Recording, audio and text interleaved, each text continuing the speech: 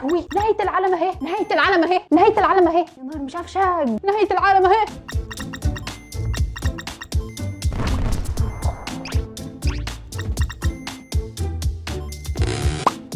عمرك فكرت هو ليه كلنا مستنيين نهاية العالم؟ قبل ما نجاوب على السؤال ده خلينا نروح للقرن ال19 وتحديدا في جنوب الصين. واحد اسمه هونج شيوكوان، واحد اسمه هونج، راجل سادة خالص، وعلشان كده قرر هونج انه يدعي انه الاخ الاصغر ليسوع المسيح. هو برضه عارف انه لو قال ان هو المسيح الكلام مش هيبقى لايق على عفش بيتهم، وعلى الصيت اللي خده من قرابته للمسيح شخصيا اسس مملكة اسمها مملكة تايبينج، وبقى ليه اتباع في كل حته، لدرجه ان معظم الناس غيرت ديانتها للمسيحيه، وواحده واحده بداوا يفرضوا سيطرتهم على مناطق كتير جدا في الصين الجنوبيه. مش كده وبس، ده كمان قرر يتمرد ويغير من الواقع، وعمل المصيبه المعروفه في التاريخ دلوقتي باسم تمرد تايبينج، حرب اهليه في جنوب الصين راح ضحيتها 20 مليون بني ادم. هل الصين بقى وقتها كانت قويه؟ لا، علشان كده استعانت بقوات فرنسيه وبريطانيه علشان تفض التمرد ده. ووقتها العالم كله قال يا لهوي، نهايه العالم اهي اهي. كانوش عارفين اللي هيحصل بعدها بكام سنه، في الوقت اللي الحرب العالميه شغاله وكله شغال ضرب في بعضه، جندي امريكي سخن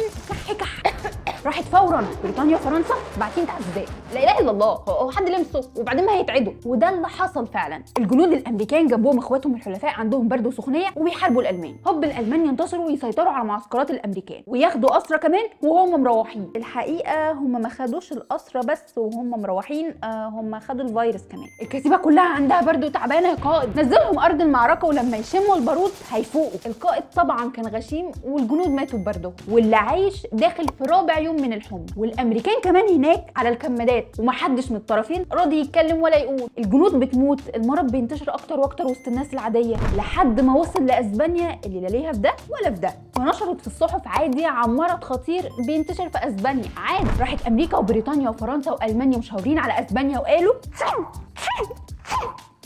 احنا تمام، ما عندناش الانفلونزا الاسبانيه اللي عندهم دي ولا حاجه، احنا كويسين، مش احنا كويسين. امريكا تلهيك وتجيب اللي فيها فيه. المهم المأساة اللي اتسجلت في التاريخ باسم الانفلونزا الاسبانيه راح ضحيتها 50 مليون بني ادم، وده عش الكوكب وقتها. فالعالم كله قال نهايه العالم اهي اهي.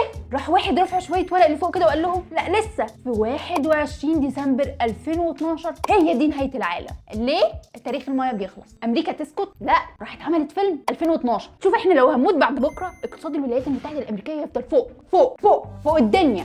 فوق مين يا فنانه؟ هنقابل وجه كريم، بتعملي ايه؟ وطبعا العالم وقتها ما نسيش يصرخ بصوت عالي يا لهوي نهايه العالم اهي. لكن ما حصلش حاجه في 21 ديسمبر 2012، وكانت خيبه الامل الكبرى الثانيه زي ما سجلها التاريخ. ولما دورت اكتر طلعت بخيبه الامل الكبرى بس الاولانيه، واللي حصلت لما واحد اسمه ويليام ميلر خرج في الناس يزعق فيهم ويحذرهم من المجيء الثاني ليسوع المسيح، واللي هيكون ما بين 1843 ل 1844. فتحجبت النساء علشان هم قص البلاوي كده كده، وخلك اللي واكل ورث امك رجع لها نصه. والناس تابت وقالت يا نهار مش عارف شاج، نهايه العالم اهي. عدت سنه 1843 وعدت كمان سنه 1844 وبرضه ما حصلش حاجه، وخالك رجع خد نص ورث امك تاني. اما لسه بدري بقى.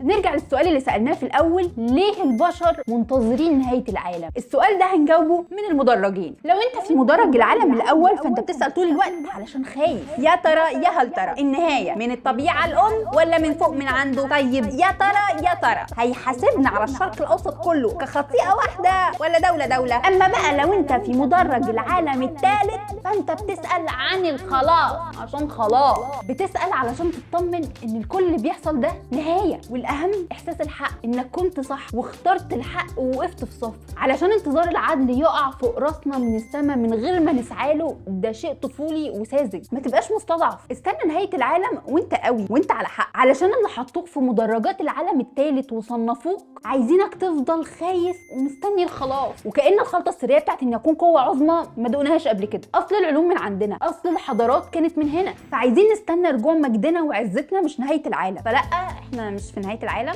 وشوف شغلك، ركز في مذاكرتك، اعمل اللي كنت بتعمله، علشان لو مش هنواجه ضعفنا هنواجه العالم ازاي؟ صحيح اسمر وكل يا لهوي حلوه وحشه يا موري.